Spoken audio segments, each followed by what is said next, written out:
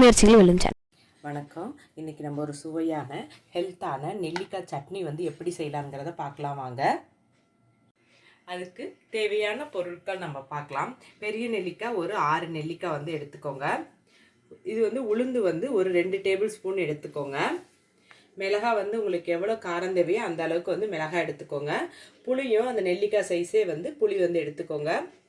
பூண்டு வந்து ஒரு 10 பூண்டு எடுத்துக்கோங்க. அரை மூடி தேங்காய் வந்து எடுத்துக்கோங்க. கருவேப்பிலை தேவையான அளவு எடுத்துக்கோங்க. கொத்தமல்லி தலையும் தேவையான அளவு எடுத்துக்கோங்க. மஞ்சத்தூள் வந்து ஒரு அரை ஸ்பூன் எடுத்துக்கோங்க. நல்லெண்ணெய் 2 டேபிள் ஸ்பூன் எடுத்துக்கோங்க. உப்பு வந்து தேவையான அளவு எடுத்துக்கோங்க. இப்போ நெல்லிக்காய் சட்னி எப்படி செய்யலாங்கிறத பார்க்கலாமாங்க. நெல்லிக்காய் சட்னிக்கு இந்த மாதிரி ஒரு பேன் போட்டுக்கோங்க. போட்டு நம்ம எடுத்து வச்சுருந்த இந்த நல்லெண்ணெய் இருக்குது பாருங்கள், நல்லெண்ணெய் எல்லாத்தையும் வந்து ஊற்றிடுங்க.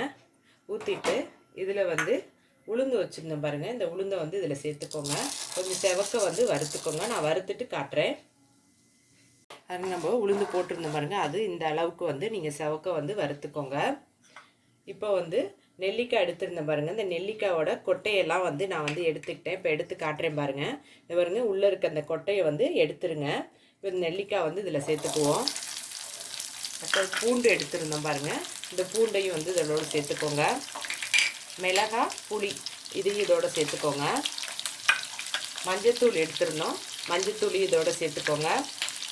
கருவேப்பிலை இதையும் சேர்த்துக்கோங்க.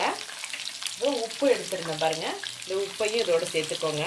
சேர்த்துட்டு இதை வந்து இந்த நெல்லிக்காய் வேகிற வரைக்கும் நல்லா வந்து இதை வந்து வணக்கி விட்டுக்கோங்க. நான் வணக்கிட்டு காட்டுறேன் பாருங்கள். நம்ம நெல்லிக்காய் மிளகாய் எல்லாம் போட்ட பாருங்கள், அது நல்லா வணங்கிடுச்சு. இங்கே பாருங்கள், நெல்லிக்காவை இந்த கரண்டியால் இந்த பாருங்கள் இப்படி நசுக்கி விட்டிங்கன்னா இங்கே பாருங்கள் 2 கட் ஆகும். இதான் கரெக்டான பதம். இப்போ வந்து அடுப்பு ஆஃப் பண்ணிடுங்க.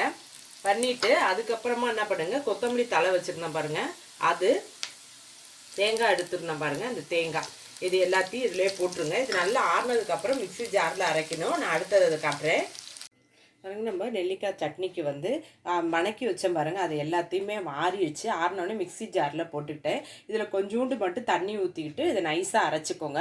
நான் அரைச்சிட்டு காட்டுறேன் பாருங்கள். நம்ம நெல்லிக்காய் சட்னி வந்து நல்லா நைஸாக வந்து நான் அரைச்சிட்டேன்.